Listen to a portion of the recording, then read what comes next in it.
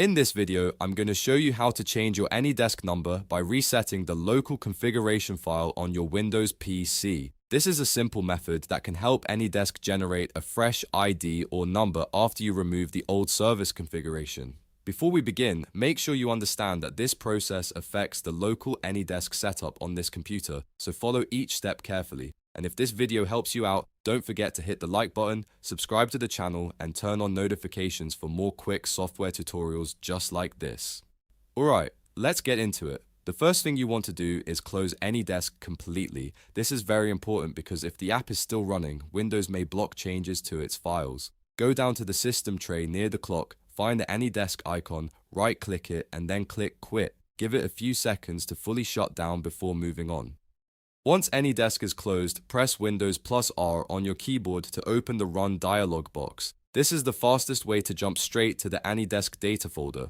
In the Run box, type %program data %\anydesk, then press Enter. If you typed it correctly, Windows should open the AnyDesk folder where the program stores its local configuration data.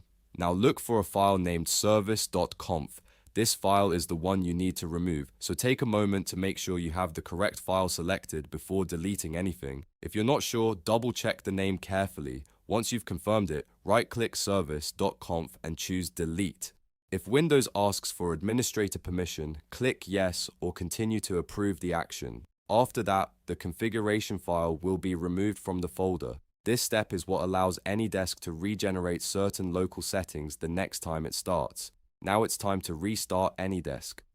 Open the application again from your desktop, Start menu, or wherever you normally launch it from.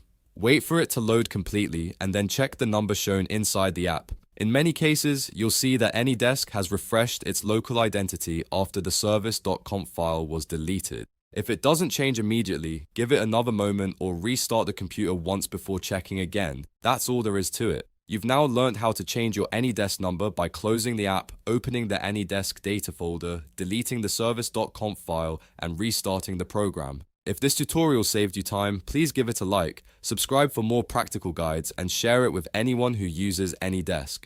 Thanks for watching, and I'll see you in the next one.